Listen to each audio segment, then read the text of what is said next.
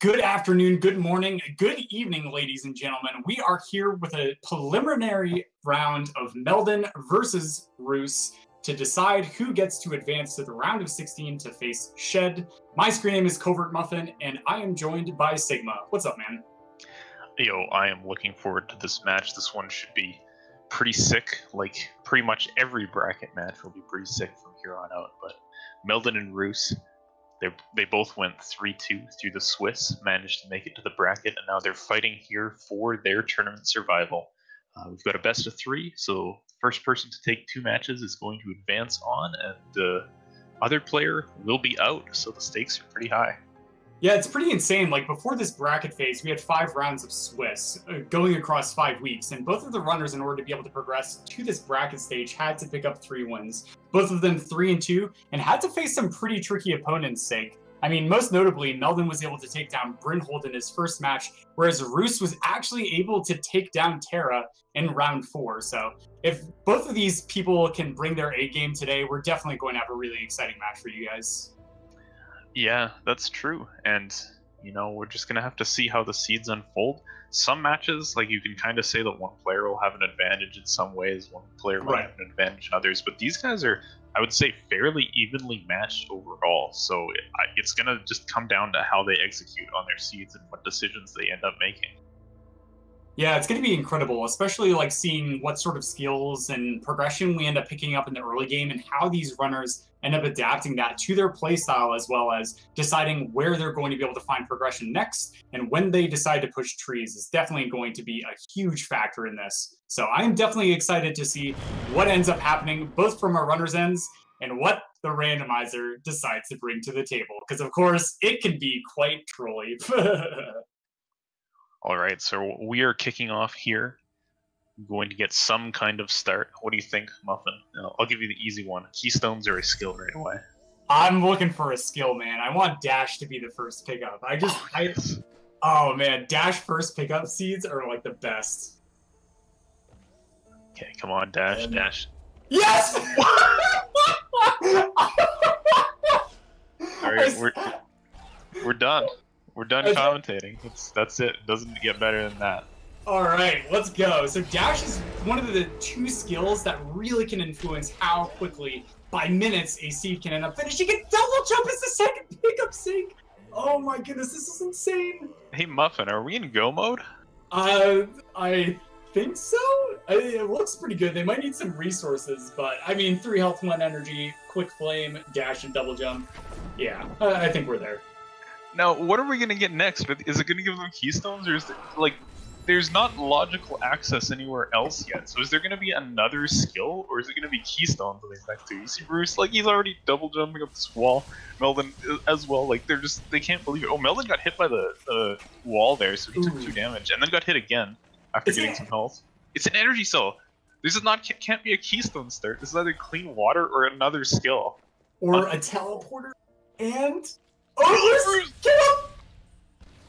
And it's wall jump. All right, so it looks like Blackroot Burrows is going to be the first place our runners are going to get access to. Roos doing the poison swim, finds a keystone for his troubles. We're going to see if he decides to go back for it. No, opts instead to back out as Meldon maybe not checking the poison swim because he was only on 2 health, so he didn't want to go back for the plant. I like this decision from Meldon's sake, just deciding to go BRB immediately. Yeah, and Meldon had a little bit higher experience, so he's going to be able to skip this cutscene here. Roos didn't have quite enough. He's going to have to go over and kill this slime. This is worth the time, because this cutscene is super long, like, well, 20 seconds. Super long, and in terms of a seed where we already have that many skills, that's a long time. Yeah, that's a nice job from Roos to be able to adapt and say, oh no, I need experience, like, especially like in the beginning of races like this, the nerves can totally be on the line, but so far good adaptations from both runners in their decision making. Meldon very close to a level up too, so he's going to end up being able to refill that health and energy as he progresses through, but now we have a nice little bit of a lull because Blackroot Burrows is a bit of a dungeon where you have to sort of progress through. There is this 1 pickup right here we can check, and then 1 more at the top. But then after that, we're going to have to lift the darkness before we can check. And it is a keystone sake, so we do have 2 keystones on the map. Yeah, and I do want to point out, Roos already did the top pickup. It was climb. The skills don't stop coming. So my goodness. As well. and you know that makes charge jump far more powerful. Climb itself does not do very much, but like so many skills. They've checked hardly any pickups. Almost all of them have been skills. Yeah, this is insane. They haven't even gotten to like 10 pickups yet, and they have like a quarter or a third of those skill wheel. Yeah, a third, which is pretty insane for a start of a seed, and really powerful ones like double jump. Double jump can be at Warmth Return's sake. So getting that skill this early, not only because of its utility, but just also because it can kind of be anywhere, is really powerful for our runners. Yeah, I do want to note one difference in their return to Blackroot here is Meldon went over the top on his Altar using double jump to cross the top. Wall jump, glide, or double jump is basically sufficient to do that, and it's a little bit faster because you don't have to wait on platform cycles in the main room, but they are still pretty close because Meldon did not get a great cycle in the dash room here. His orb did not drop at the time you wanted it to, so they're pretty close. Meldon, just a little bit of an early lead here, and we're probably finally going to return to some semblance of normal play, get 2 keystones, and go to left play. It's after we're done with Blackroot. Yeah, and I've been really impressed with Roose's Blackroot Burrows, especially here. Watching some of his previous matches, he definitely had some unintentional deaths, and that can add up to minutes. It's very insane trying to progress through this area cleanly every single seed. And Roose, as well as Meldon, did a great job, so clapping for them. Yeah, it looks like Roose might have messed up his Darkness cutscene skip. I think he might have accidentally canceled his menu there, so he's just going to watch it. This cutscene's not super long, but it is going to be a little bit of time lost here. And that can be spooky in scenes like this, when it can really come down to the tight execution rather than choices later, but we still are short a couple skills to actually finish the game, so there can be still stuff to look at here. Roose checking the bottom first before he goes and grabs the dash tree and his health cell, which he wants to keep, so he'll have to re-enter for that. And Meldon also wants to keep it. Yeah, I like that decision from our runners because really early in the game there are things that deal 1 damage, 2 damage, and they can be really punishing if you're not able to drop down a lot of saves. Luckily, our runners do have that 2 energy, so they have a little bit of extra safety, but we also see a routing decision here from Meldon, deciding to go for Glades immediately instead of going down to Boulder Escape, which is in the logic, but this gets him access to some higher density of pickups a little bit earlier on. And with that double jump pickup over here on the left, yeah, that's right. We're seeing him check some things that are very common in seeds to have to revisit and are counted as one-offs, but just having that extra mobility is really powerful for being able to clear this area. Yeah, now we do see that divergence. Roose is going to clear this area, which makes sense because of the way he went through Blackroot. He already had cleared the main room and kept it on the Altar, so it's not as costly to go back into this area. Oh, actually, Roose's skip of the darkness cutscene, well, not doing the skip, was intentional, I think, because he only has 1 ability point, and he used it to glitch this boulder so that his Frankie can survive. Wow, nicely done from Roose. And so now he's going to be working his way through Boulder Escape. Gets out no problem, and that Frankie being alive is nice because if we don't find Stomp or if we don't find... Oh my goodness, and there it is. Wow. Wow.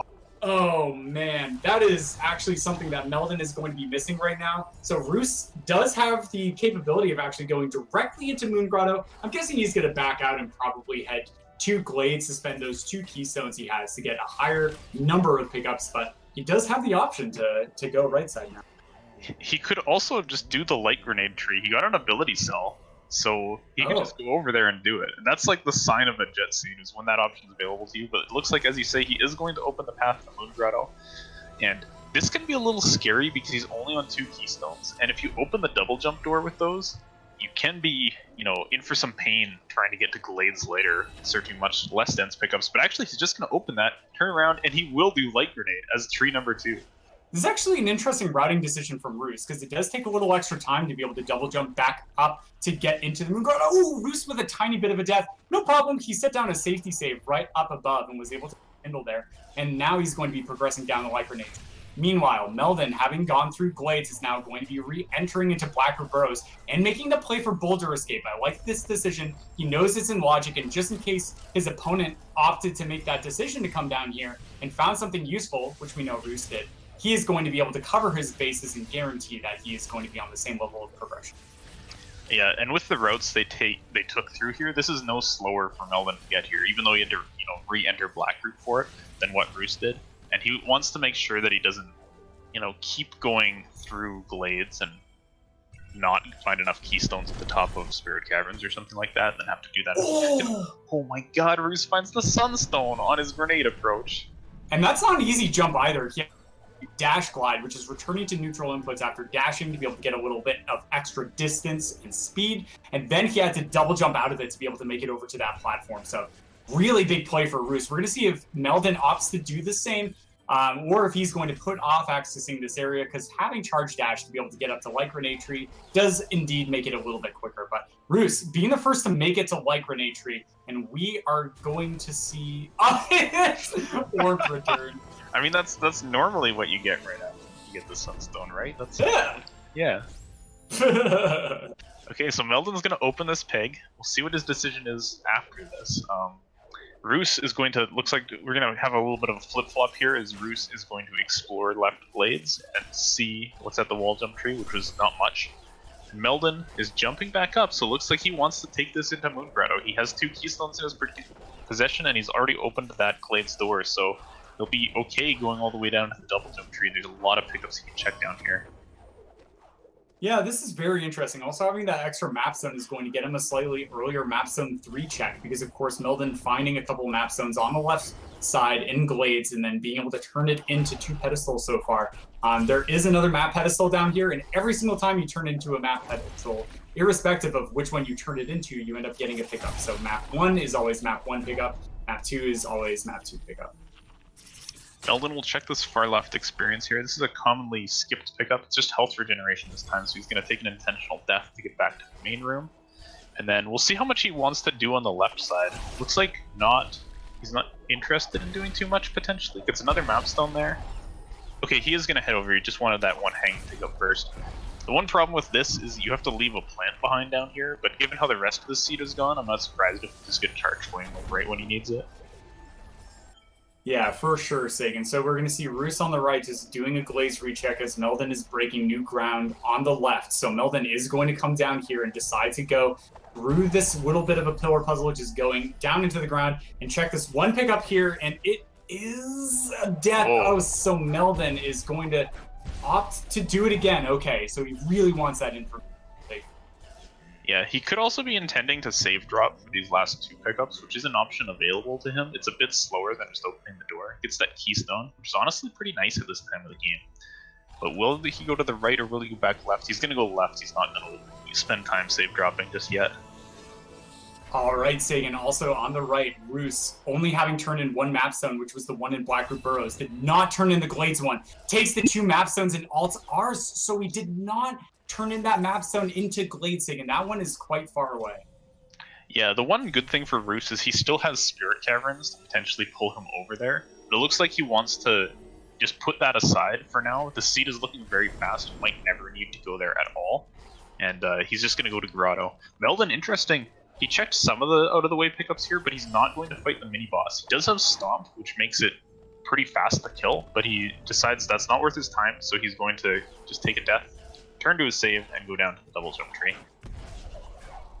All right, so it does appear that Meldon is slightly ahead, having checked more things in Grotto, but Roos also having a 1-tree advantage over his opponent, and also having the Sunstone, so definitely really nice for Roos. And Roos on the right, opting to not go down and check that pickup behind that small little pillar puzzle. It's going to turn in map zone to get an ability cell for his troubles, and then progress on towards the right side, towards that double jump tree.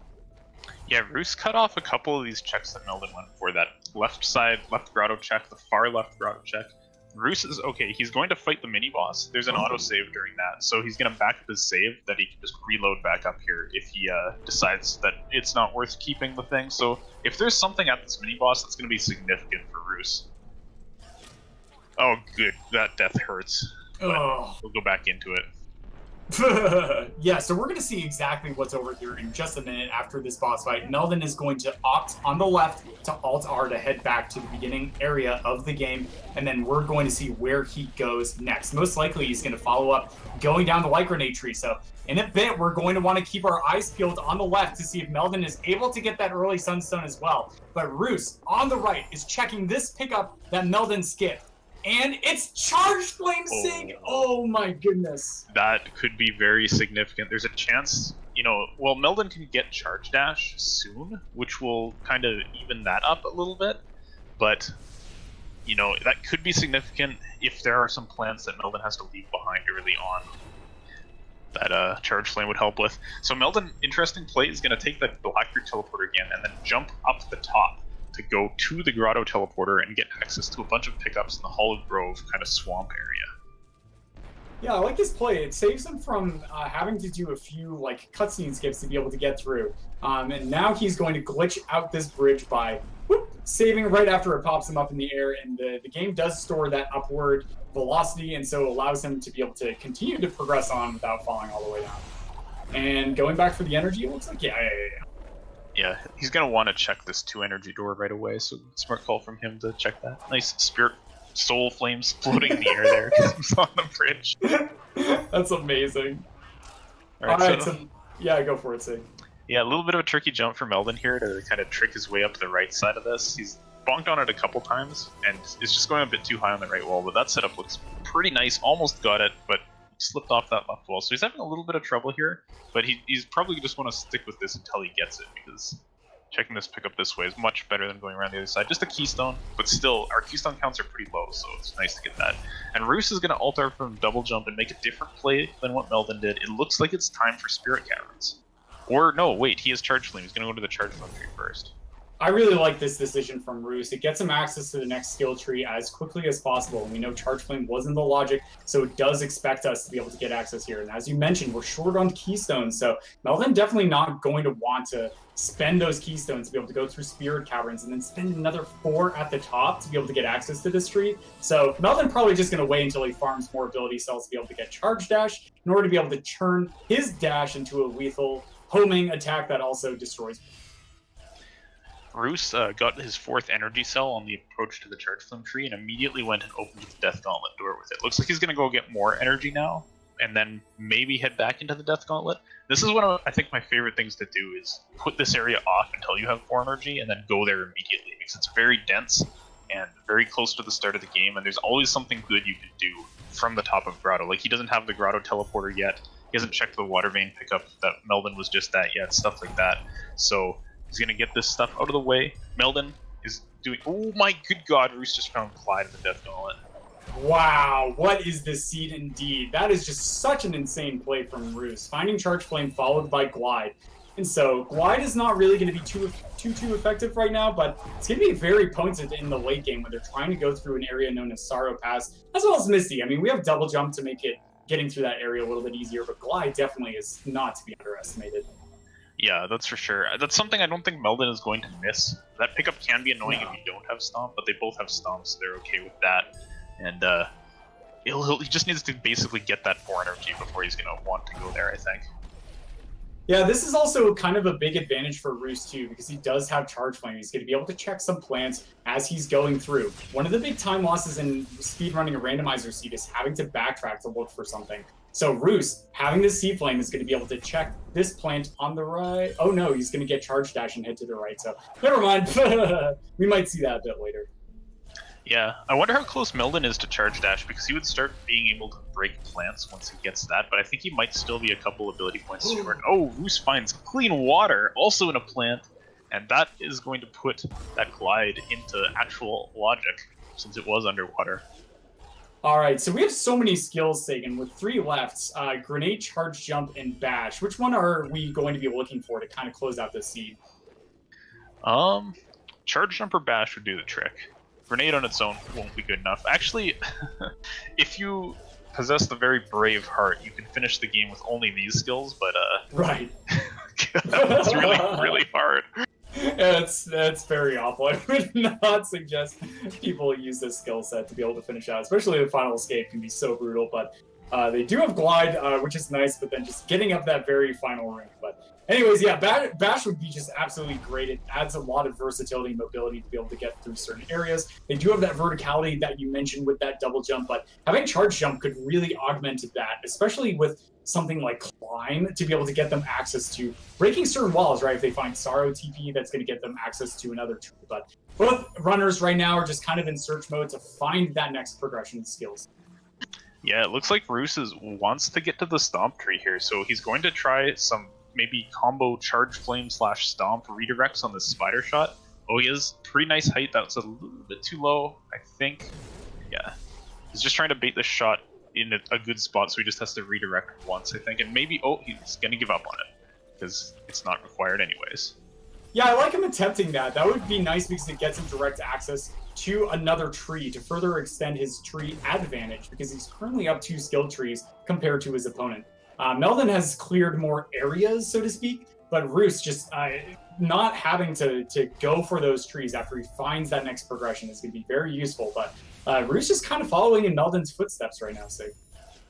Yep, and Meldon does have C-Dash now, so he's able to start checking plants. He's able... There we go.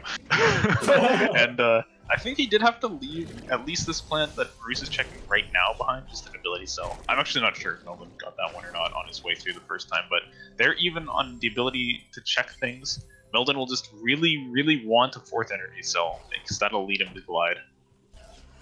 Alright, and you know where I bet Bash is going to be? I bet it's going to be that, I think it's a health cell, like in the Death Gauntlet roof, that you're supposed to use Stomp and Clean Water to be able to get access to.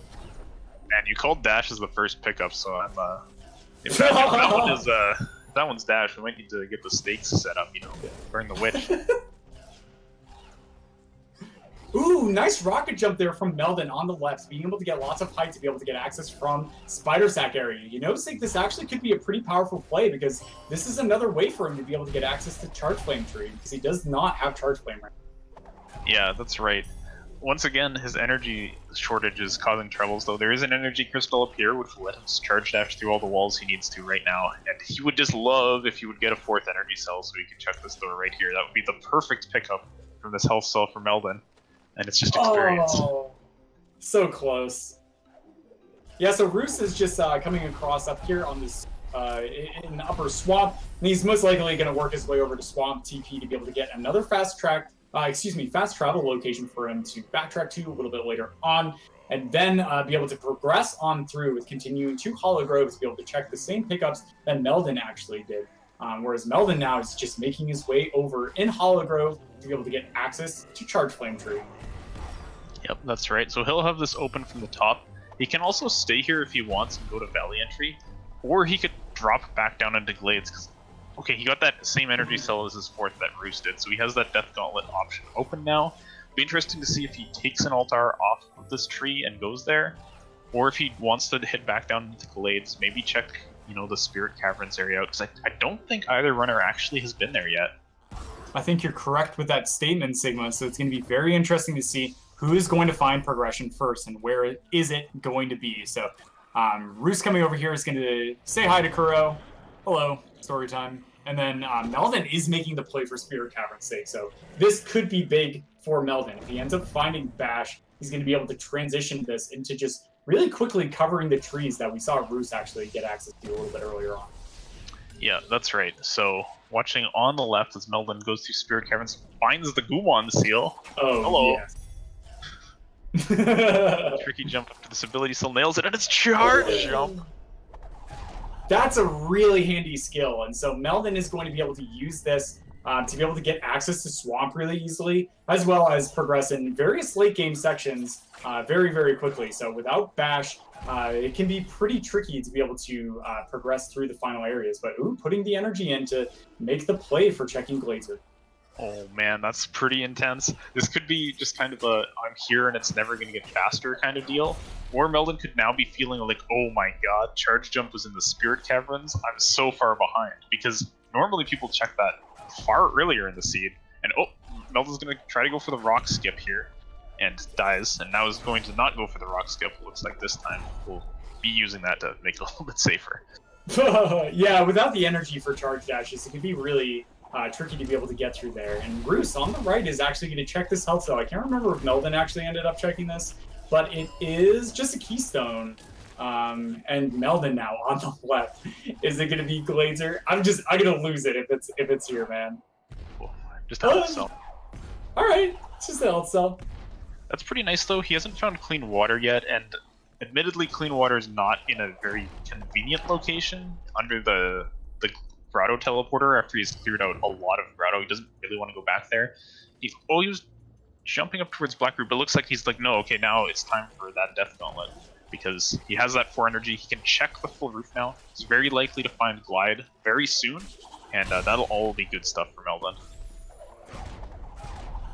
Yeah, for sure. And also just having charge jump, he's going to be able to check that ceiling pickup. So what we see from Roos on the right, Meldon could actually just completely skip and bypass this entire necessity to be able to stomp this peg and swim through with clean water. And so Roos finds an ability cell in the swim, and he's now going to be heading into that area as Meldon on the left checking the dash plant above dash tree, which just ended up turning out to be an ability cell. But Meldon making up some leeway for checking trees, and with charge jump sig, I'm going to be shocked if he misses Sunstone. Yeah, that's right. He'll surely find it on the way down. They also have the Sunstone clue. It was the first clue, so this is probably why Meldon is being a little more thorough here and checking this area as well. Oh, ooh, takes a death on the laser there, but he had a save right up top. Note that he keeps his save up there because he probably just wants to die and go back to it if these 2 pickups are nothing.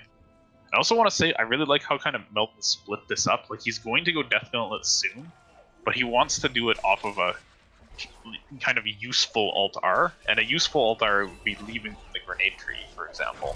Whereas if he just, like, saves on the Glades teleporter and then Alt-R is back right away, it's kind of like a waste of his walk to the Glades teleporter. So, the ordering things is just nice for Meldon right now. Yeah, this is one of the trickier times in Randomizer. Our runners got a ton of skills early on, so the option to be able to sequence break certain areas, to be able to progress towards trees and progress to those clues is very alluring, but without Bash, it's kind of terrifying. And Meldon without Glide also definitely does not want to have to take the dip into Sorrow Pass, but he does have 7 health for his trouble's sake, which is very, very nice if he's able to get Ultra Defense. Yeah, that's right. Ability points are pretty high as well. They're almost all the way up to triple jump, or at least Meldon is, and I'm pretty sure Roos is in a similar state. Roos was able to full clear the Spider Sack area. It was just a keystone that Meldon missed there. So now what's next for Roos? He's going over the top here, back towards the Charged Flame area, which he's already checked. Just getting these last couple pickups, and then he could go to Valley Entrance, or he could go over to the Spirit Caverns. Yeah, Valley Entry is one of the areas that has not ended up being checked quite yet by either runner, so that could be really big for Roos if he ends up going there for the 3 to 4 pickups, excuse me, that he has access to right now. Nice, breaking that 4, so he has the re-entry later on, and Roos is making the play for Valley Entry's sake. Yeah, here he goes, and here Meldon is grabbing Glide right now. So we're pretty even on skills. Roos is still up Charge Flame. Well, actually, that's a complete lie. Roos is up Charge Flame, but it doesn't matter. Meldon is up Charge Jump, and that's very significant. Oh, Roos doesn't have enough energy to check this plant. So he's going to have to go over and farm the energy and use double jump to be able to get back up here. But we're getting an easy energy drop from the bird. What a god gamer. All right, and one more pickup. This is big. And it's Wind Restored. Ooh, man. That's really useful for getting into Sorrow because he doesn't have Charge Jump and neither runner has Bash, which would make that a lot easier. But oh man, Roos opening this up. I'm curious if he's just going to check this 1 pickup underwater, or if he's actually going to go for like a triple jump climb up Valley right now, which is possible, but wow, it's hard.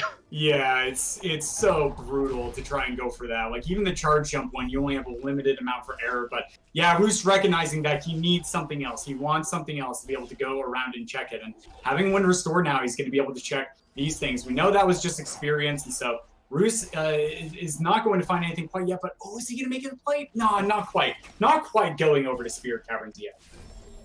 Okay, so what are good options for our runners right now? Stomp Tree is yet unexplored. Meldon seems to be in the vicinity, and he has an easier way into it than Roos because he has Charge Jump and Stomp and Climb and lasers.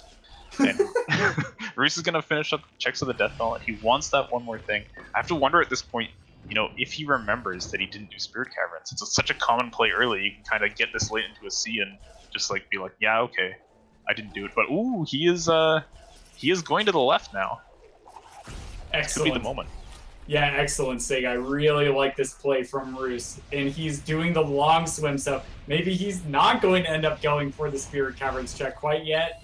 He finds a health cell in, and he is going to swim out. So this could be it. If Roos ends up also being able to find Charge Jump, then he's still going to be up by... No, they're equivalent in trees, excuse me very much. And so that is going to be good for Meldon. He is going to be, for like the first time this match, Sig, in a tree advantage over his opponent.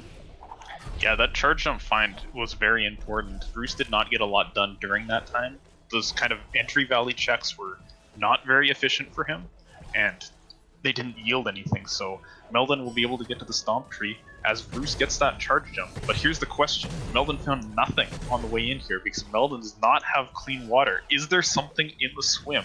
And will Roos swim? Or is it time to just ignore the fact that we don't have Bash and go clean up the rest of the game? Oh my goodness. Also, at this point, I don't remember if this is possible, but is Horror Fields in Logic Sig right now? It absolutely is. Glide and Charge Jump will get you over there instead of Bash. Oh man, there's a couple of other one-off pickups, folks. Like there's the pickup right above the wall jump tree that our runners were not able to get access to because they did not have the sheer verticality that Charge Jump allots our players to be able to get down into. But Roos is going for this lower entry, so it looks like he is posturing to want to do the swim Sig. Yeah, that's possible. Another thing is that this lower entry is actually just faster, but oh man, Meldon was checking left grotto plants, but takes a pretty rough death to the crushers, and he's gonna go back in for it. He didn't get anything good with the top two, so he'll probably just skip those. But he wants to check this 4 energy door, which nobody has checked yet, plus the plant on this side. Yeah, being so low on energy for so long in this seed, this is definitely an easy place to forget to recheck. So we are going to keep our eyes peeled on the left as Meldon goes down to check this area, this plant right here. That's right, that didn't get checked, but Roos with the find, he ends up finding Bash with that Glide Wind Restored combo on the entry in towards the Stomp Tree area. What a huge play for Roos.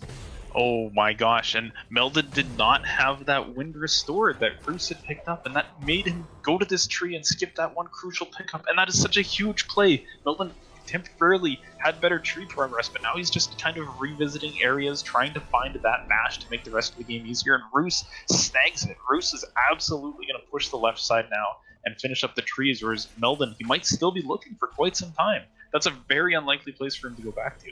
And with Water Vein on clue number 9's sake, with our runners not knowing where it could be, this is the clear play for Roos. 3 trees on the left side and 1 gated by Water Vein itself. So Roos gonna clear out those last 3 trees, figure out exactly where Water Vein is, and be able to continue to progress through the seed and finish it out. And with the skills he has, that's right, every single pickup except for grenade gated pickups, he has access to, because grenade is not on the map yet. We might... Please, I really want a forlorn escape seed sake. Well, Meldon has found Charge Flames, so he'll at least be less confused about where the logic was going, but that pickup does not help him right now. And where is he going next? He's carrying on through the left glades. Could be time for a deep swim, but he doesn't have that clean water, so it's not indicated to him, but he is going to do it, just to check it to make sure. Meanwhile, Roos is making great progress on the left side. He's opening up, you know, a multiple minute lead, I think, now, and I don't know if Meldon can possibly come back from this position. Yeah, you know, this is such a strong play for Roos as well. Like, with this statement in game number 1, right? In this, like, epic fetch quest of just trying to dig through and find the obscure amounts and bits of logic to be able to find that one skill they need to be able to progress to the left side confidently. But Meldon is looking like he potentially wants to make the play. Maybe he's just checking the valley entry pickups, but we will see in a moment. Yeah, that's right. Even getting the guaranteed 100 experience, because he's pretty low on health and energy, he would love to just get a level up here. That would be nice for him, because then he could be filled up on those stats. And he might be intending to just take this valley entry all the way through, even without Bash at this point. All right, and now Roos is floating on up heading into Sorrow Pass. This is what the place we were talking about earlier on when we said Glide is a nice pickup for a specific area. Because yeah, that's right. Without Glide here, you can't use these wind currents to be able to head on up. Nice rocket jump there from Roos to be able to break that ceiling. Very common strategy in all skills, and having been a seasoned speedrunner of this game, very comfortable with that strat. And now he's going to be heading on over 7 keystones. Yeah, that's plenty to open this 4 keystone door to progress to the next tree. Yep, that's right. Oh, Meldon gets a really nice level up as he's starting his Valley entry bashless. He has very, very nice stats for this, though. You only actually need to take 1 damage hit on these spikes, you know, which does 3 to you with these skills, but he'll take 2 because that makes it much easier. He'll actually take 3, you know, by accident, but he'll be happy to get in there first try. So that's great for him. He'll be placing saves to get health back, and now progressing up with rocket jumps to the top of Valley. So this is, you know, an option that both runners had a fair bit earlier, and Roos managed to find stuff with his searching, but Meldon just having to go in bashless and do these slightly slower strats. Yeah, wow, Meldon had no room for error there. He had exactly 1 more energy to be able to get up there. He would just make that look easy, man. What a showcase from Meldon as well. Like, Roos might be ahead right now, but Meldon is definitely breaking out the strats. It's just so impressive to see. This is not easy stuff we're seeing out of Meldon. Yeah, and Meldon looks like... Oh, is that shot? Oh, he dies! Oh, that's a bad death. Oh, man, and now he has to go through this really difficult area again. We saw him nail it the first try. Is he going to be able to do it? Nice charge jump off the wall there. He's going to opt to float over. He had enough health, but oh no, does not get the charge jump off the ground. So heading back to the save, and oh, he has exactly enough to be able to get that ultra defense. So now he's going to get another opportunity and to check this pickup. What is it going to be? Is it? No, just experience. So Meldon going to continue on through, but still just being able to get through this area. But Roos already like halfway through Misty save. Yeah, and on that death Meldon took earlier, I think what he was trying to do is just get some energy from the left and then go do Sorrow before he gets the feather, which is slightly faster. Right. But, you know, just getting the feather would have given him that option to go in. And yeah, this is what he wants to do. He wants to do Sorrow first. This is faster. It has energy issues, which is the entire reason for what he did there. But, you know, like every little bit that Meldon can cut off right now is things he needs, because Roos is like way ahead. He's already done the area that Meldon's in. He's nearly at his 9th tree. He'll get that water vein clue. Ooh, as he gets shot by a mortar worm, but he had a nice save in position, so he'll be okay. Yeah, here we go. So on the right, this is a big important moment. Roos checking these pickups in Misty, because actually backtracking in Misty can be a huge pain in order to be able to get the pickups in the first half. But here we go. Roos getting the clue, and water vein is in Sorrow. Okay.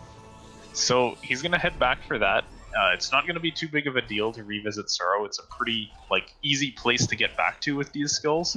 So he'll just be fine. He'll take the Valley Teleporter and he'll start clearing. I don't expect that Meldon is going to check many more pickups. He's probably... Oh my god, Roos did not pick up the Valley Teleporter. So he's going to run to the start again. Yeah, that's so easy to forget to do. It just happens to the best of us. And so Roos is going to have to backtrack all the way over. And Meldon now has that charge jump tree. So nicely done from him. He's going to come back down, collect feather, and then go into Misty immediately after. So Roos still has quite an advantage over his opponent, even though he has to do this backtracking technique.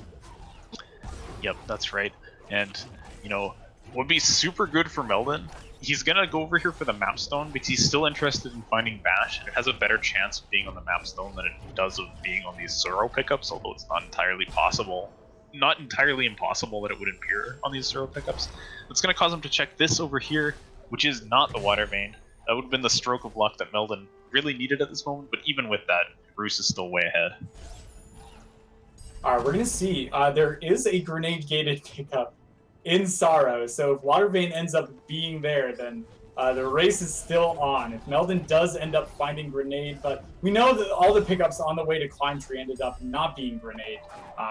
But still, I mean, like a forlorn play is not a quick and easy endeavor. So if Meldon ends up finding that one pickup to bring him back into this race, it could be close. But Roos definitely in a clear advantage right now. The good news, though, Sig, is that this is just kind of like game one. It allows our runners a chance to be able to ease in and sort of get their gears underway as they go through and check pickups.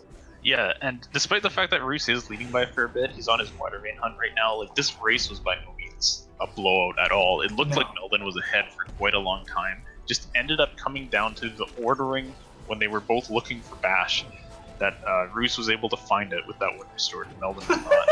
Oh my gosh, the double kill. Yeah, the Rhino ended up walking off the platform, and then Meldon just scoring that sick double kill. And oh, there's grenade! Oh my goodness, Roos with the grenade find in Sorrow. So no problem from Roos. He's definitely going to be able to track down that water vein. Yeah, well, that's super timely. We'll see if it's hitting the one grenade log pickup in Sorrow momentarily, because that's coming up. But no worries, he won't have to do Forlorn, and he'll be feeling good about that. He might have to float up to the Sunstone after all of this, which doesn't feel good for anybody, but it's okay. You know, if both players have to do it, they're probably going to be doing it fast. Yeah, for sure. And so Roos now is going to be continuing on, forgetting to just do this grenade lantern to open that one little door. I always forget to do that myself. As Meldon now is going to be heading down towards Climb Tree. This is going to be his 9th tree, and his second to last tree, which is going to give him that clue for Sorrow having water vein. And so he'll probably feel pretty happy about that, but also maybe a bit worried that his opponent did end up finding Bash. Yep, that is definitely true. Okay, so Roos going to the last dense area of Sorrow remaining. These 4 keystones and energy cell before the middle point of Sorrow, and he gets nothing. Excellent. All right, so we're only a couple of pickups away. Can't believe I'm saying this. Only a couple of pickups away from the water vein having to be up at the Vanilla Sunstone location. Roos is going to bash this rock, do a really cool bash, and he gets through that crack first try. It's a pretty tight set of ranges of angles that actually can make that end up working. Meldon on the left, getting the clue for Sorrow, so he's going to be heading back up here momentarily to be able to check through. And now Roos has the belly teleporter. It was really funny too, because Roos being like stubborn and being like, no, like I already been to Valley and I'm not gonna have to come back to this stupid place again. I'm just not gonna grab it this time, and ends up just finding the pickup in Sorrow. Oh my goodness, it's so good. And the Swan teleport for his troubles as well. So now there's one ability cell pickup that's very close to this tree, and then it is the plant and the Sunstone location for the possible locations of water vein. Yeah, this routing from Roos is actually really smooth, because he'll just be able to continue on past the Sorrow teleporter from this ability cell and float up to the Sunstone, gasp the intentional way, and that is what we're going to see, because it's either the plant or the Sunstone itself. Yeah, or we could see him do something really cool like a grenade jump. Oh yeah, that's true. No, I hope he does break the floor. Oh, having a little bit of trouble with these spikes. It's just going to opt to come back to this teleporter and heal back up and save. I like that decision from him. Just spend like the 4 or 5 seconds it takes to do that, and guarantee you're able to get through here first try. Yeah, it's not easy to save in these areas other than, you know, like if you go out of your way to the teleporter, because there's not a lot of ground. He's now breaking that floor. Starts to float back, just has to wait for these lasers. And, you know, I like the fact that he's just stopped and saved there, too. Just kind of like, if I die in some stupid way, like, where was my last save? It was so long ago. Yeah, for sure saying, okay, so here's the moment of truth. 50-50 chance. Is it in the plant? Come on, man. One time. No! Oh, it's in the plant. No, it's in the plant. Nibble, why? Oh, man. Well, no Sunstone cutscene skip for us today. We'll just have to imagine what was in there. Yeah, I'm closing my eyes right now and just imagining the cutscene playing in my mind. So beautiful. So. All right. So Roos is teleported to Swamp now. This is, you know, about 4120 that he made this teleport, so you'll get some idea, you know, of how far Meldon is behind. The Bash at this point, not a huge deal because they have excellent stats for the final escape aside from that. But just the fact that it's going to be a couple minutes before Meldon makes his way up to that Sunstone area to get the water vein is going to be, I think, fatal here, as Roos is already in Ginso and will not take much longer to finish this seed. Yeah, Meldon also finding that grenade pickup. Nicely done from him. He's going to be floating up to his despair and realizing that indeed the water vein is not here because we know it's up at the plant right by the Vanilla Sunstone location. And Roos making really quick work. Accidentally charge dashes the spider. It's pretty tricky to be able to get just outside of his range to be able to charge dash through the teleporter. Of course, you could just air dash through, but charge dashes are swag. That's right.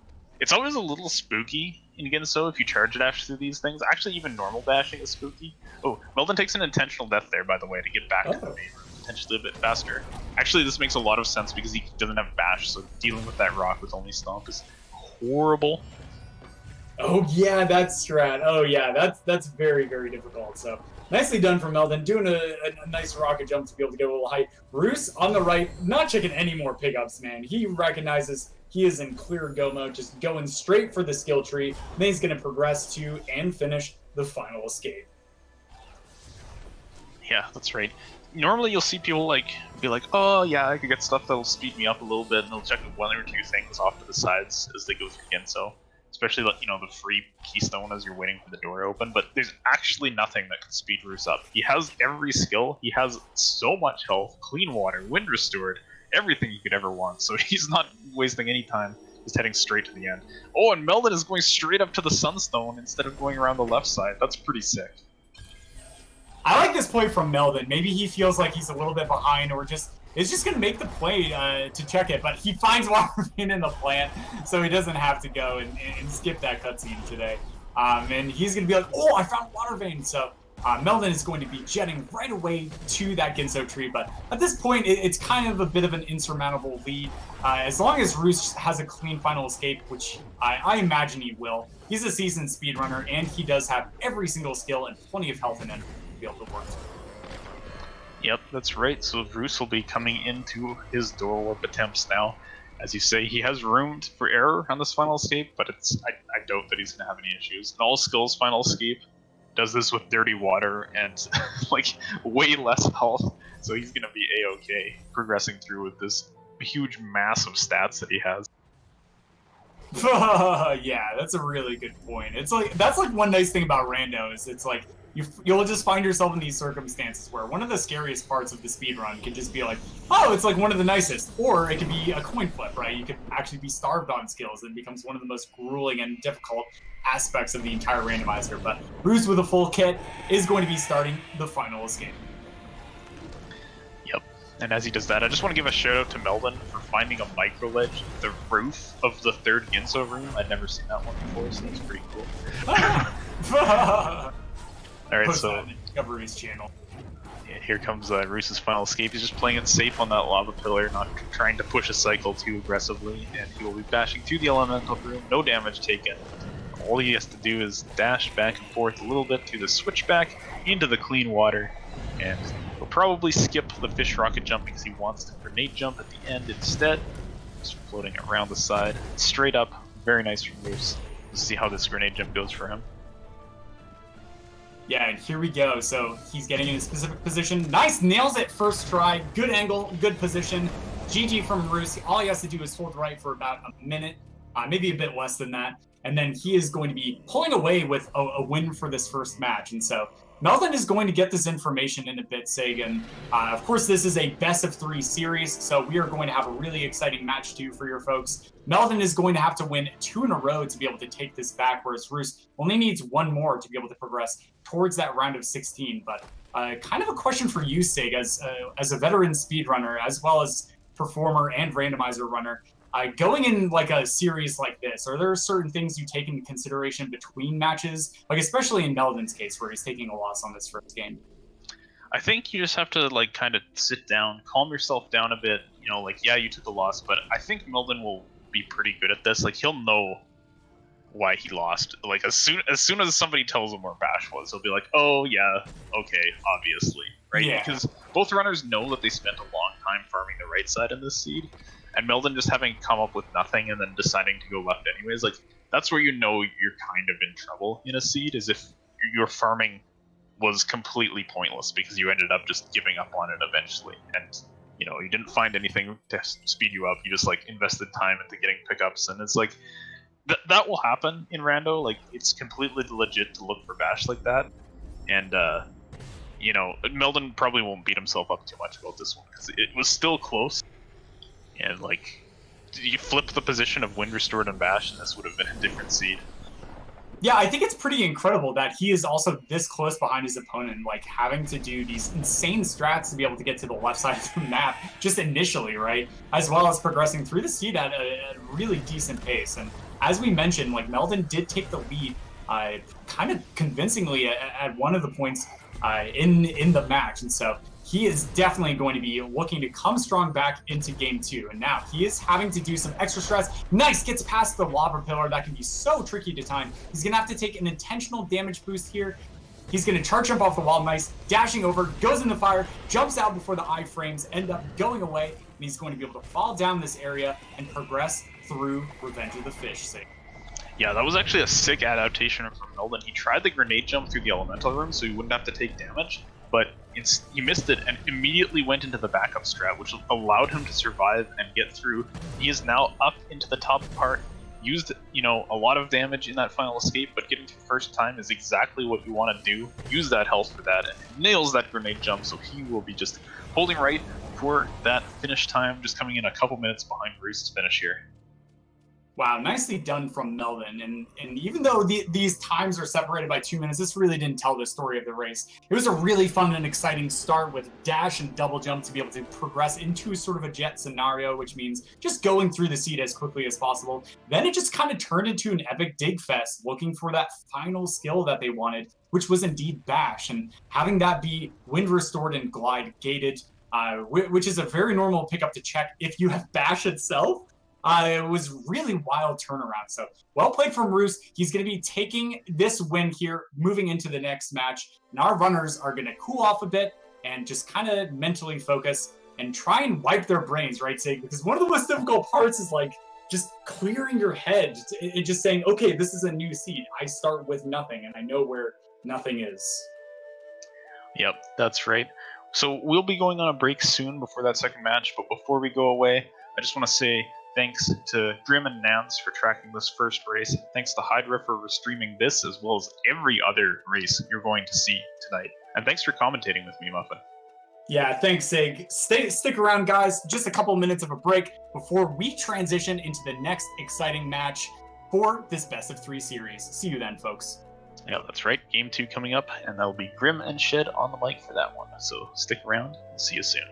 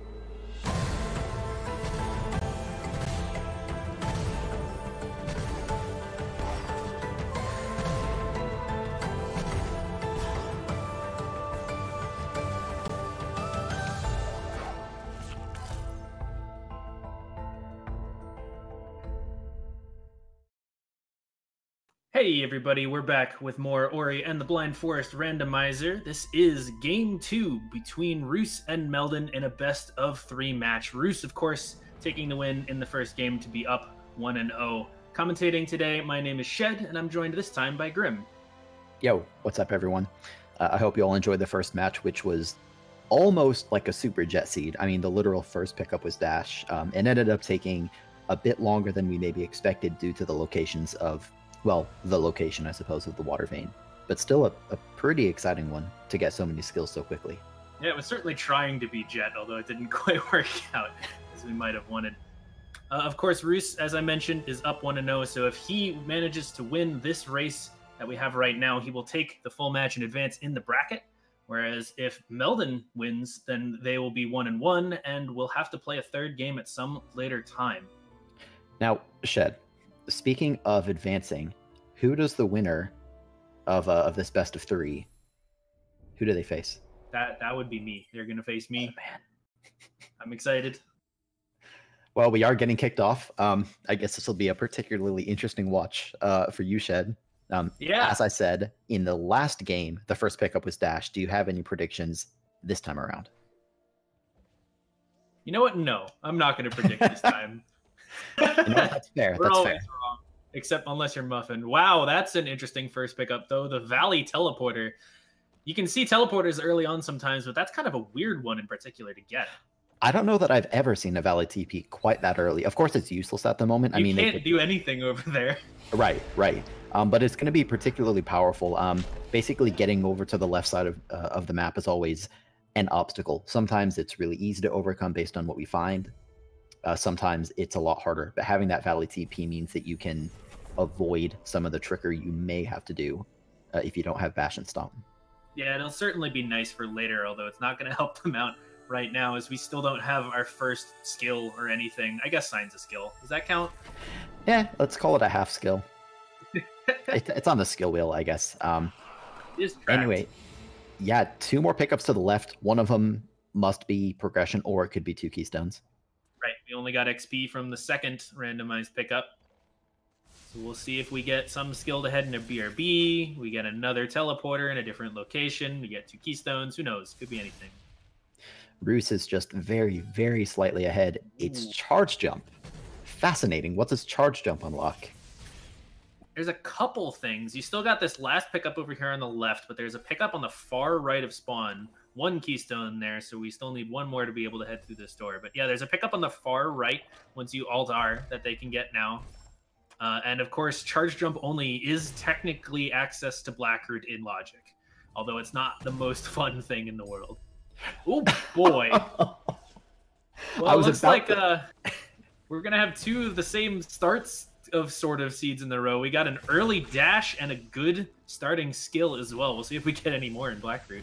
Now, an obvious statement that needs to be verbally stated. Meldon Alt-Art and immediately is going into Blackroot without dash. He will get dash. Like, it's a very easy pickup to acquire with charge jump, but Roos is going to probably gain little bits of time until Meldon does go pick it up. Yeah, and Roos had a very, very, very tiny lead as well. So, like, just that plus now having checked dash, it's like, or checked where dash was, he's got a little bit of an advantage here, but I would not doubt that Meldon checks that pickup where dash was soon enough, after Blackroot most likely. Roos checked the top pickup first. He got the Forlorn Teleporter. You want to tell us about that? Yeah, it's a teleporter. It leads to a place that is rarely seen and may or may not be seen this time around. Meldon, by the way, did take a death over on the left side and got sent back to the start of Blackroot. So that is going to solidify Roos's lead once again, although still not too worrisome so far. That is what we have deemed to call during this tournament a shoof. I don't know how that started, but I kind of enjoy it. I mean, if you want to know, it's an extension of Shed Death, so it's named after me. Well, I would ask you how that feels, but I guess we should probably focus. Roos is going to use Charge Jump and some damage boosts to get back out of the lower parts. Did die, so this time he might just Alt-R. Yeah, there we go. Meldon, by the way, has checked the pickup off to the right and collected his dash as well, so we've got a little bit of parity here, but I think Roos is 1 pickup up at the moment. Not that it matters a whole lot. Yeah, it's one pickup, but Meldon's about to get it. I am happy that Meldon did find dash when he did. Like I said, he was always going to find it. It was always just a matter of exactly when he was going to check. That's going to hurt. Ow. Okay, he had to save. No, that's not close at all, actually. He's got to go collect dash again. That's pretty rough. So that's the second rather costly death for Meldon. Still early enough in the seed that it might not matter, especially because dash just makes everything exponentially faster. And of course, Roos doesn't know that he has this advantage. But so far, it is slightly advantageous on the right side of the screen for Roos. See, you say that, but we might be seeing a cutscene from Roos as well, since he has an ability point but no energy at the moment. So he will not be able to skip this darkness cutscene. I'm not sure. That'll give Meldon a little bit of time to compensate for these deaths he's had, but Roos is still going to be ahead. Yeah, this cutscene isn't too long. I mean, people do the cutscene skip or the cutscene stack because it saves time, but it's not too costly. I am going to be interested the moment that Roos touches the dash tree. He will. Sorry, you were going to say something. No, I'm just noticing that Meldon, after that death, that last death he had, he never went to go re-pick up the orb, so losing more and more time. Blackroot just claiming, it's just munching on Meldon's clock right now. That's got to be frustrating for Meldon as well, knowing that he's already one game down. So he has to win this in order to keep his tournament dreams alive. I mean, I can't read Meldon's mind, but that can't feel too fantastic. Maybe this is a little bit of the nerves showing, and that probably doesn't help either, unfortunately. No, it does not. Roos dropped down to the lever, made a save, which he will be using very shortly, but he's going to back out. Nice little job landing on the platform. Whoa. I think he'll keep that. What do you think? I'm going to presume he's going to keep wall jump, yes. Wall interaction is, well, not strictly necessary. You probably want to have it. I would agree. Yeah, so Roos was able to use charge jump to back out of that ability so quickly, already had the save in place. So he'll be able to grab a few pickups. Roos also has a map stone, so he'll be able to put that into the altar in just a moment. There is a consideration for Roos to hold on to this map stone, actually, because this map altar that's over here by the teleporter is very, very fast to get once you have the teleporter. So there's consideration to hold this map stone for later on, for map stones like the Glades one or the Grotto one that are really long to get to. But we'll see what he decides to do.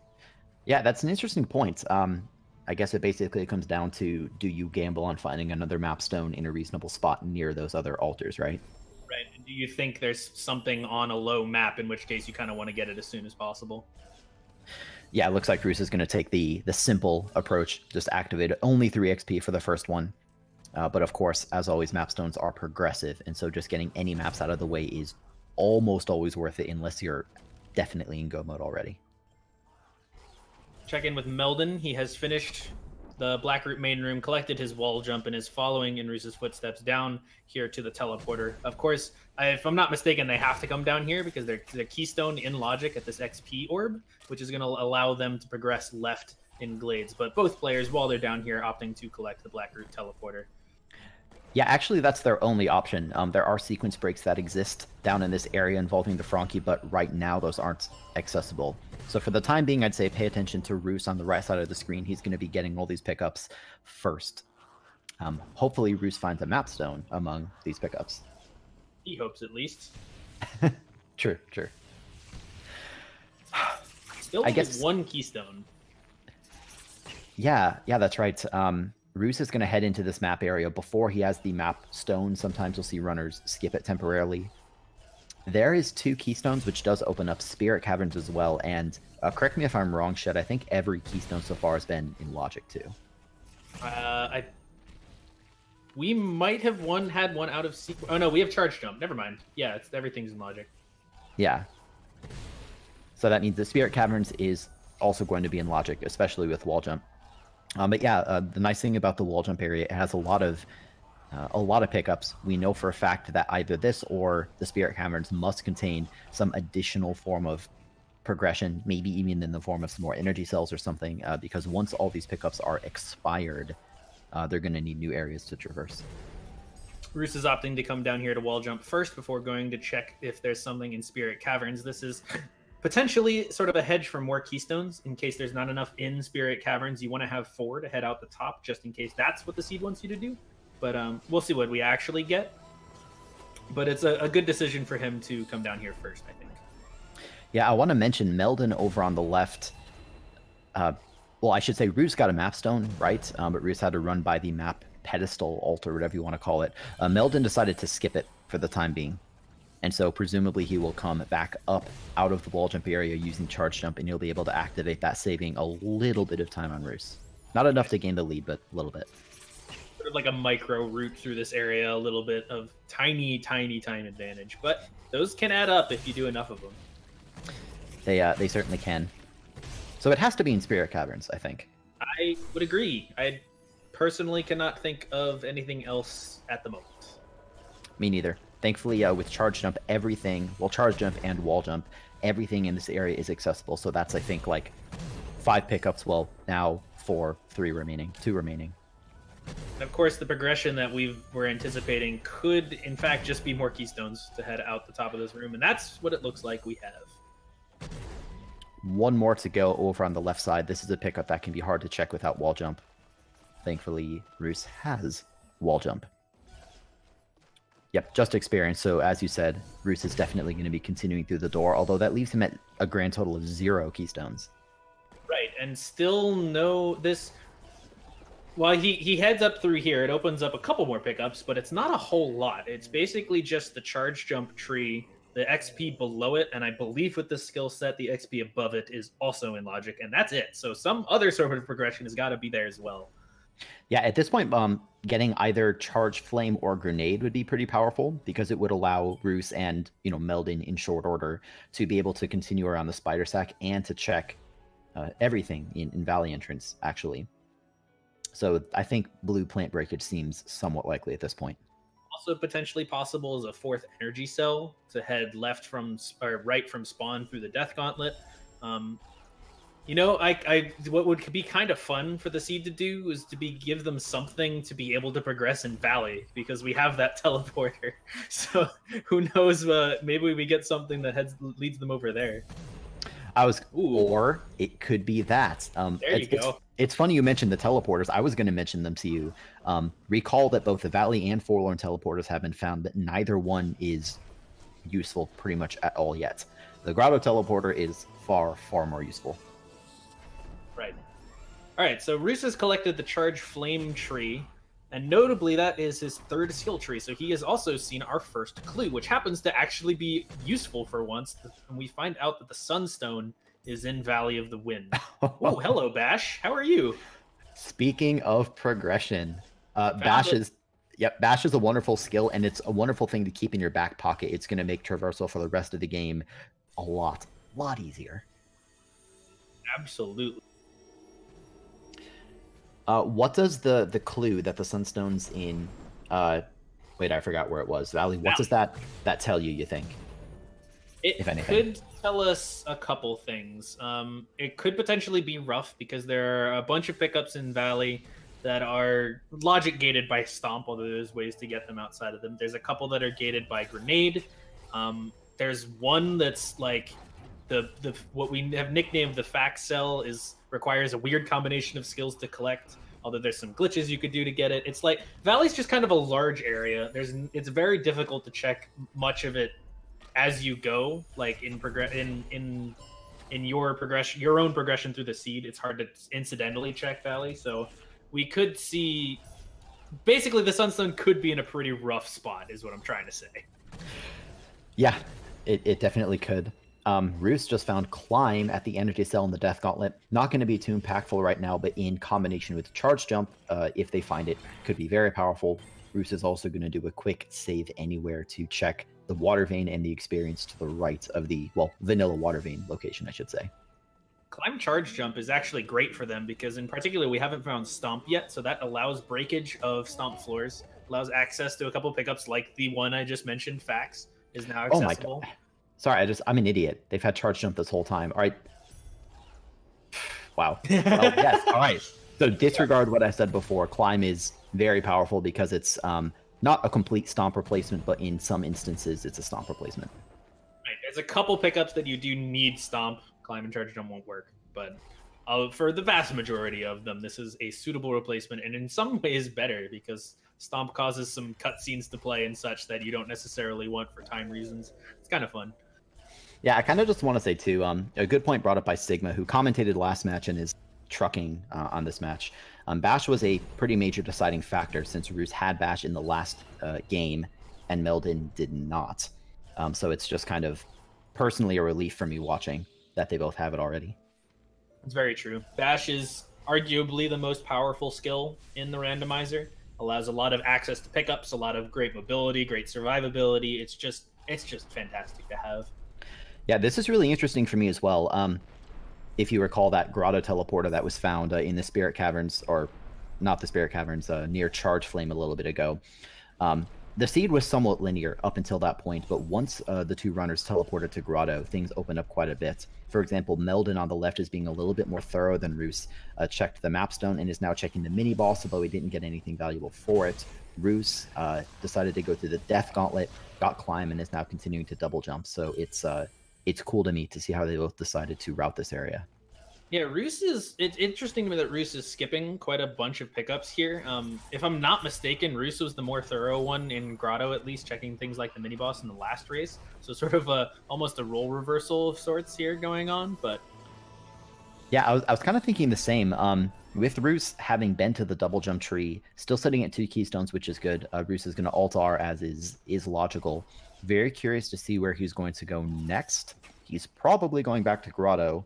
But at this point, getting into swamp getting into swamp would be a pretty viable choice. Otherwise, maybe going through the Isos area, kind of clearing pickups in the swamp loop.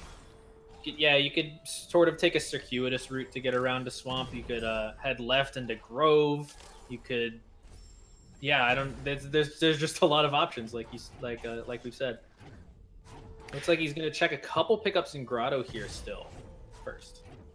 Yeah, I guess a question that I'll toss to you, Shed. Roos, I think, did get charged dash, if I recall correctly, but he's out of energy at the moment, so he wasn't able to go clear out the plant that he opened up. The question I want to ask you, are these runners in go mode, and if not, what else do they need? You know, thinking about it, I'm pretty sure, although admittedly not 100% sure, that you can technically finish the game with this skill set. I think. I don't want to entirely commit to that, but in any case, it would be exceptionally difficult. Right, it's go mode in Ori is very fluid, so it's technically possible, doesn't mean it's going to be fun or particularly fast. So both of these runners need both the Sunstone and the Water Vein, although of course you know the Sunstone is not in this location because it's somewhere in Valley. But it makes sense to just basically continue being thorough. I like the decision by Roos to be thorough in the direction of another skill tree. Yes, that way you're sort of pulling double duty. You're checking a bunch of pickups and of course heading towards the all-important skill trees to get the Water Vein clue that we need and the skill trees that you need to finish. So.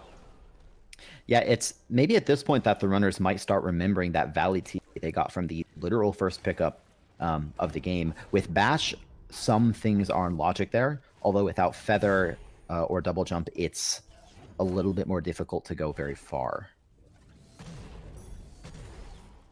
All right, we found Stomp for Roos on the right side, right next to its normal vanilla tree. Did not travel far in this particular seed.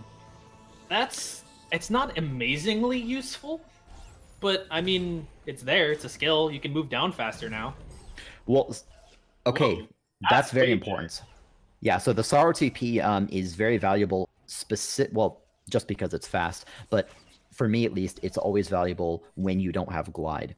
Because if you want to get to the Charged Dome Tree, which you have to finish the seed, you have to go through the Spike Cavern in some capacity, which is hard. Varying degrees of hard without Feather, but the Sorrow TP simplifies that quite a bit.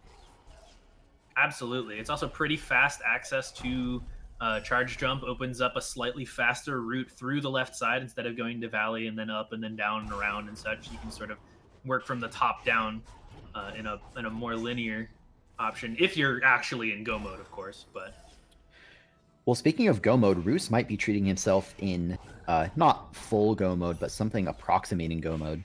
Roos teleported back to Grove and checked the Valley entry, partially to go to the left side of the map, but probably mostly because of the Sunstone clue, since Roos has like every single left side teleporter already. Really, the only reason for him to do this is to search for the Sunstone. Yep, I was about to say the same thing. He's foregoing teleporting to Valley, opting instead to check these several pickups on the way in case of Sunstone. Well, and the nice thing too is that if you have to check these pickups, like when you have dash and bash and everything, going around this way isn't much slower than going to Valley and continuing to search. Stomp as well to stomp that peg we saw him do to open the door.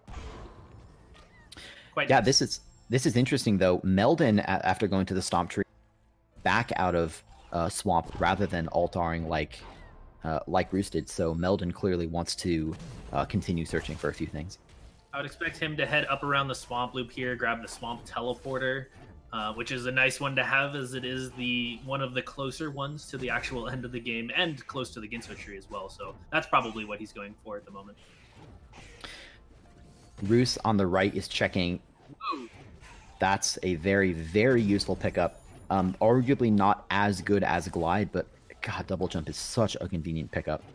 It's just like I like to call it a comfort pickup. It's not like amazingly useful in terms of completion, but it makes a lot of things way easier. And in particular, if you don't have Glide, like this opens up a lot of possibilities for traversing Sorrow Pass and such, and sort of can compensate for the lack of that skill.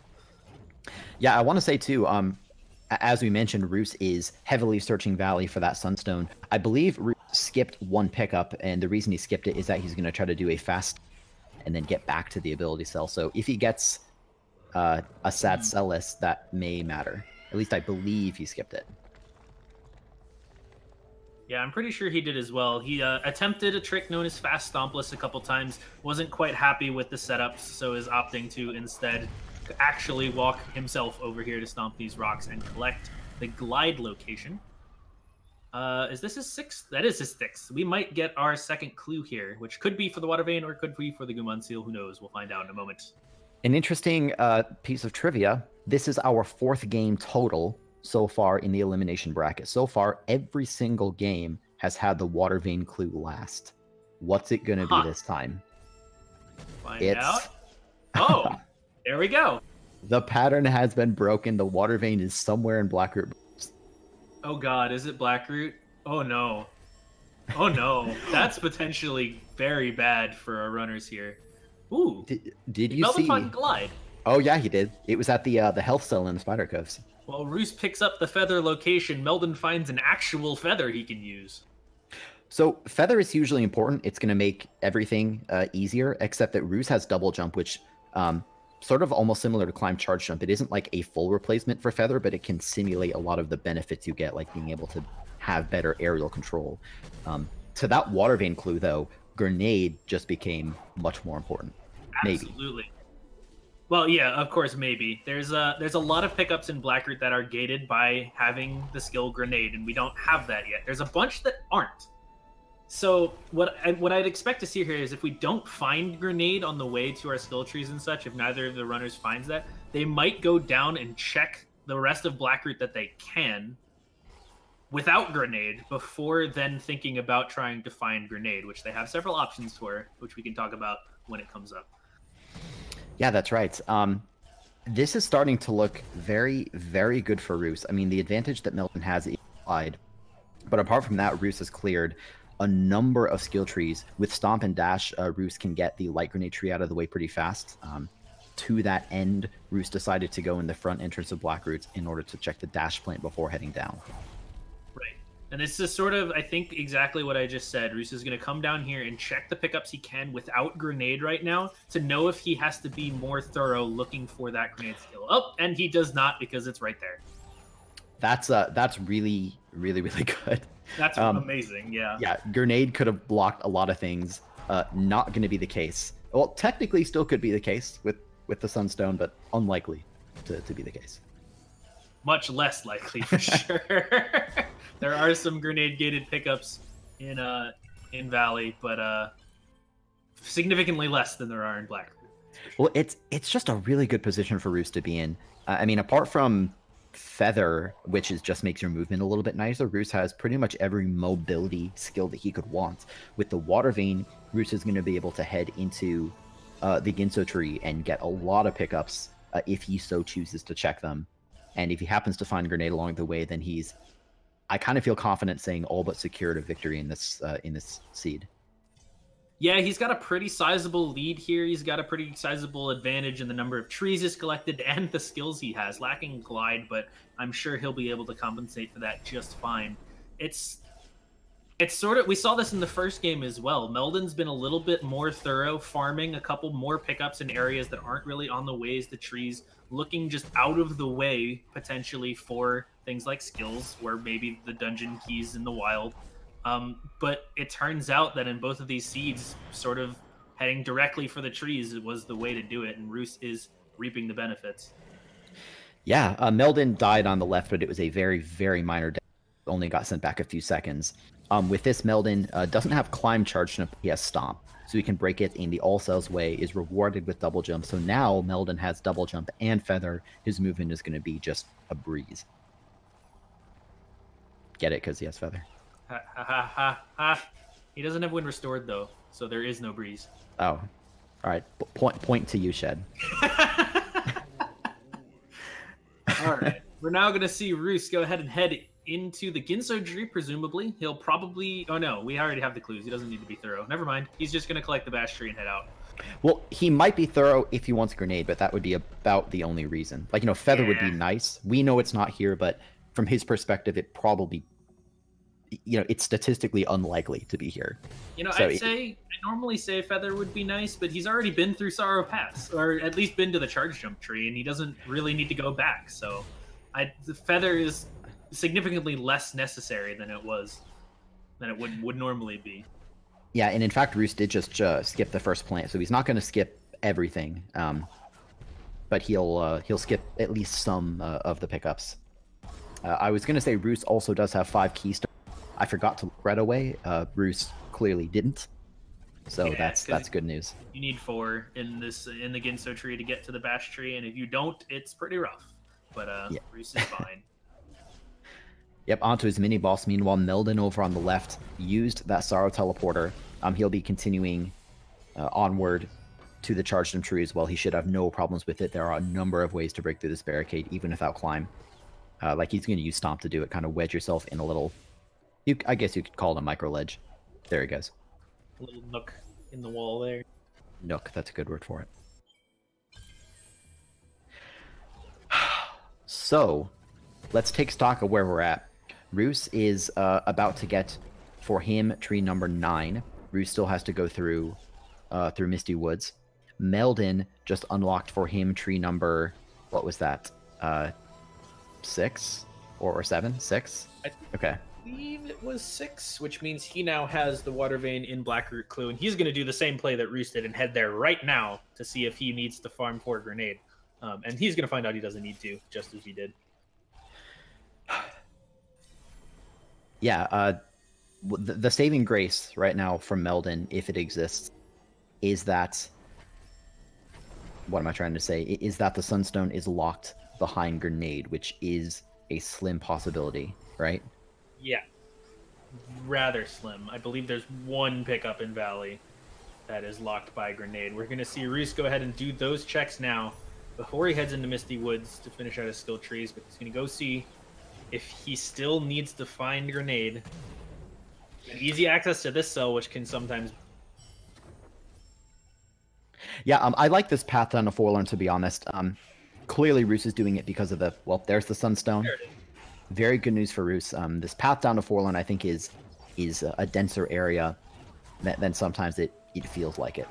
And so with that, Roos is just going to back out, go ahead and finish up Misty Woods. Roos has all but guaranteed victory, not only in this particular seed, but in the best of 3 match, which will advance him further along the elimination bracket. Pretty much. He's still got to finish out, of course, but with this skill set, the experience that Roos has, I would not expect this to take too terribly long, and in particular, not longer than Meldon is going to take. Yeah. Roos doesn't have Feather is the only thorn in his side, but that's not going to be very impactful. Roos actually just got a well-timed level up, so he was kind of medium health. Now he's back up to full. Meanwhile, Meldon is doing some similar searching. So Meldon is going to be able to find his Sunstone very quickly as well. Although he doesn't know that yet. Right. No, he's not. Ooh. Meldon is going to go to Misty Woods first. Yeah, so he'll be coming back. I'm sure it won't take him very long, I hope, to find the Sunstone when he does search for it, but he's just going to finish out this first. Roos is having a little bit trouble with this spiky S-bend in Misty. This is almost exactly the area you'd expect him to have trouble without Glide and with just triple jump. But taking some damage boost, he's got plenty of health. A death or two, but he'll make it through. There we go. Yeah. Meldon isn't having the easiest time either. I mean, he's doing fine, but just dash ramping into some spikes a little bit. I guess the nice part about going through Misty Woods right now is because both clues... Well, the water vein has been found, of course, and Meldon has his Sunstone clue, so Meldon knows he doesn't have to check anything else in Misty at all. The only things he'd be looking for would be something like Grenade, pretty much, at this point. I don't know his Keystone count either at the moment. He's fine. He's got plenty. Yeah, this is a fast seed, by the way. Roos is trying to teleport it. Doesn't seem to be letting him. You see him kind of freaking his mouse out. Okay, that was odd. Interesting. I don't know that I've seen that particular glitch. It's not going to probably matter, but that's pretty interesting. All right, Roos is all done with his skill trees. He's got his Sunstone. He just needs to head to the final escape now, and he is on his way through Horror Fields. Plenty of skills, lots of fancy charge dashes. Roos is an experienced speedrunner of this game. He runs all skills and all that. So he knows his way around this highly... I don't know what the quite word is to say. Advanced charge dash movement? It's fun. Fast. Fun and fast. Yeah. I want to say, too, check out the clock. Roos is entering Mount Horror at just over 31 minutes. Oh, wow. I didn't even notice. I know. It's been action-packed, so I think both of us weren't looking at the clock. But if Roos doesn't have any issues, he can't do a grenade jump. But even without that, Roos could finish this up like sub 35 minutes without too much trouble. Yeah, this is a super fast seed for really anyone of any skill level, to be honest. Yeah, Meldon, meanwhile, has to go back and unlock. Of course, Meldon has cleared out a bunch of grotto already, but and thanks to Sigma for reminding me of this, earlier in the seed, Meldon was actually short on keystones, so he had to back out of this tree. All right, well, he's collected it now, although it was quite a trek to get back down here, just losing more and more time, which does not help the current situation, as Roos is now in the final escape. He's got a respectable skill set. It's not trivial, but it's not rather difficult either. Yeah, Roos doesn't have clean water is like the only consideration, but I think Roos has ultra defense. Even if he doesn't, he'll be fine. Hasn't taken a single point of damage throughout this whole thing. Roos has both extra air dash and quad jump at this point. Well, triple jump or quad jump, one of the two. He's also opting for fish strats. This is a neat rocket jump off of this enemy. At the end, we've seen this take several Ori lives in the tournament, but Roos pulls it off very well right at the end here, and we'll be finishing up soon after this final cutscene. GG to Roos. This will put him at 2-0 in this best of 3. As you by the indicator at the top of the screen, Roos did win the first game. This will advance Roos on to face my lovely co-commentator, Shed. Yeah, I am excited to fight him. Yeah, I made a face and then realized that we don't have cameras. You can't see us. You know, it's the thought that counts, sort of. Maybe. Yeah, so Meldon just continuing through the Ginso tree. Of course, Meldon has no way of knowing Roos is already done with the final escape since Roos's timer has not ended yet. I will be curious to get an interview with both runners if they decide to talk to us, but of course, it's always up to them. Yeah, absolutely. By the way, I want to draw attention to the clock once again below Roos's stream. He's going to finish this. I said sub 35. He's going to be comfortably sub 34. That's a heck of a time. Certainly is.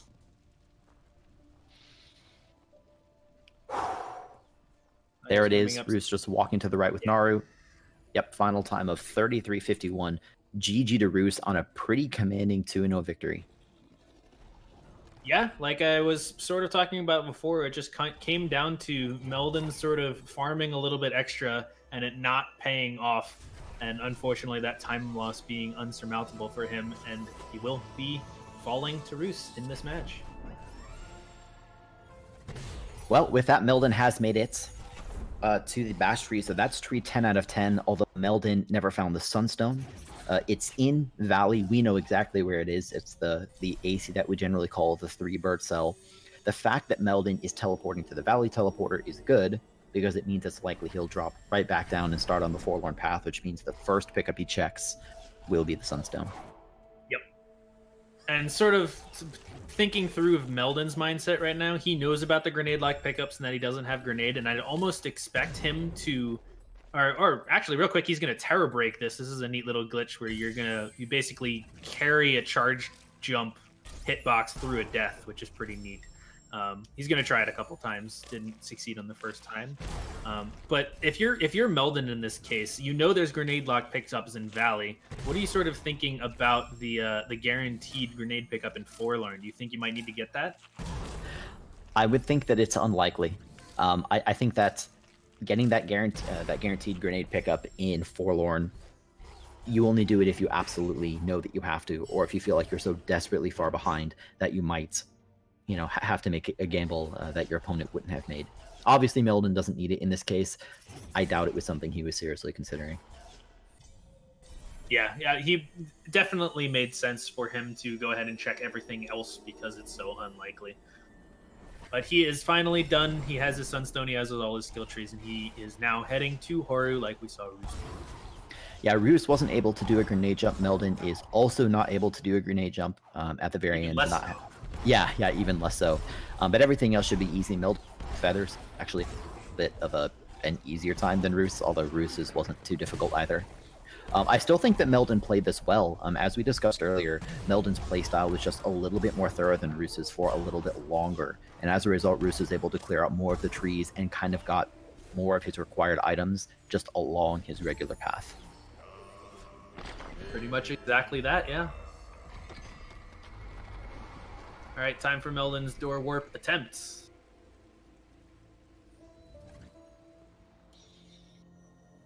I think he's going to get it first try. As they say in speedrunning, one-frame tricks are always free. Absolutely free. There we Told go. You. Yeah, so it'll only take Meldon, I don't know the exact amount of time it takes to finish the escape with this skill set, but not much more than maybe like 2 or 3 minutes maximum before he finishes things out. Yeah, so a solid performance on both sides. Both of these sort of jet seeds. The last one had its literal first pickup as dash and ended up being slower than this one due to the locations of other items. Specifically, it was the water vein that was slow in the first seed, and it was the bash location at the energy cell at the top of Swamp that took Roos a little while to find and Meldon never found. This seed was, I think, a little bit more generous as far as skills, just a little bit too slow for Meldon to keep up. Yeah, pretty much. We usually use the term jet seed to refer to lots of early skills, but also notably the sort of progression being on the paths you want to take anyway, which is exactly what happened in this seed for Roos. He went the directions he wanted to went and found stuff on the way instead of having to hunt for it. And that's just kind of how Randomizer is sometimes.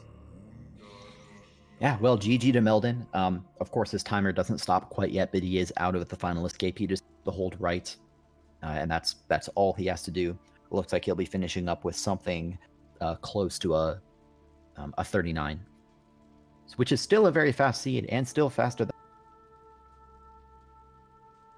Yeah, definitely. Certainly nothing to scoff at for Meldon. Fairly well played for him. Get up, Ori. There's fire everywhere. Run away from it. Oh, also, don't mind the very large bird. Yeah, by the way, I do see Roos in our On Deck Discord channel, so we'll definitely be talking with him as soon as Meldon finishes up here. Or I should say, when Meldon finishes, we'll give Meldon, a few moments to catch his breath, as it were, and then see if he would also like to join. He, of course, knows that Roos has finished and that he has unfortunately lost, but he's just going to finish up soon enough here. There we go. Crossing the finish line. Final time of 39:09 compared to Roos 33:51. As we said, that's going to put Roos at 2-0 in this best of 3. GG to Roos, who will be advancing.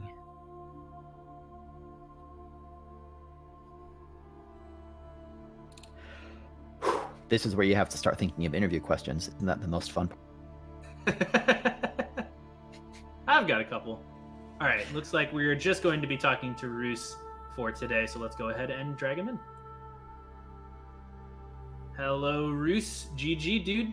Congratulations. Yo, thank you very much. I really appreciate that. Yeah, GG. I guess I'll just go ahead and start by just asking, before we ask anything specific, how did you feel about those 2 seeds? I mean, they were both pretty fast, right?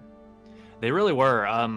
The second one especially, like, I kept waiting for something really bad to happen, and everything just kind of like showed up at the last second right before it was going to become a problem. But the first one seemed like a humongous jet seed until I thought I was going to have to check Sunstone. I was like, oh man, is this going to ruin everything? Well, I guess specifically about the Sunstone, back to when you knew that you had to search in Sorrow, how did you decide to traverse all those items? It's not, immediately obvious what the fastest order is. It isn't, yeah. All I really thought was like, there's a lot of pickups on the left side, and I haven't seen it all at all. So we'll just go over there, and it's pretty easy to get from the left side back over to the right to be able to go up to Sunstone, like with the laser skip with the charge dash. So I don't know if it's the right thing to do, but it's what came to my head right away. Makes sense. I also want to sort of ask you about in game 1, charge jump was a very late pickup, but in a very early area. Were you sort of kicking yourself or thinking you were behind or anything like that? Oh, I said out loud to Smashy as soon as I picked it up. It was like, that just lost me this race. Like, it's straight up. I was 100% sure that had killed me, especially because my like last week race against Wilson, charge jump was what booped me. So I was like, oh, it's happening again. No. Well, we've talked about the first race a bit. To jump forward to the second race, you got, bash and charge jump, a lot of very valuable skills very, very quickly. When did you consider yourself in go mode, and did you ever consider digging deeper for feather? Not particularly. I've practiced featherless left side quite a bit, and with those skills, it's really not too bad, especially with the Sorrow TP. Like, the worst thing about that skill set is getting to charge jump, but with the Sorrow TP, it's really not very hard. So if it had shown up on the way, that would be great. Like, I wanted to go ahead and check, those pickups that are only a second or 2 to get, but anything longer, I wasn't going to bother digging for. Sure. Also, but the second match or second game, the seed was significantly faster than the first one as well. Did you were you sort of as it sort of unfolded? Do you like the faster seeds, or you do prefer it when you sort of have to hunt like you did in the first? I like the way the second one was. I mean, honestly, they were both really fun. I find seeds about 10 times as enjoyable when you get dash, so they both gave it up really quickly. So I found them both quite enjoyable. I don't mind a little hunting, so game 1 I wouldn't say was a bad seed. Just the dig for water vein was a little bit long, but that's part of the fun of Rando. Sure. Well, with those 2 wins, you are of course advancing to face a certain Ori runner who's here with us tonight. Oh, am I getting you, Grim? No, you're getting Shed. Oh, nice. Yeah. So my question is, and no pressure since Shed's here with us, how do you feel about facing him? Easy win. Wow. Good answer. Wow. No, Shed is legitimately terrifying. You're so good at Ori in like whatever category, so I would not be at all surprised if that's where my tournament career comes to an end. I mean, you're an easy win anyway, so. That's also true. Well, whatever happens when that match occurs, bracket dreams are alive for now. So, any final questions, Shad? Oh, I think we're good. Fight me next week. Since Meldon's not here in voice, I just want to shout out, like, he's been incredible at working on this tournament, and sorry to see him go out, but like huge thanks to him for doing this. Absolutely. Yep, I will third that. Meldon's great. All right, moving forward for us in the Ori tournament, we have another match, or the start of one, set up for later tonight. That will be the start of Richard versus Trojan at 9:30 p.m. today on this channel. It's going to be in about 40 minutes. About 40 minutes or so, so stick around for that. Thank you to our trackers for this match, Ozzy and Sigma, and our restreamer Hydra, who is pulling a lot of weight today, so big props to him. But we'll see you then. Yep, bye everyone.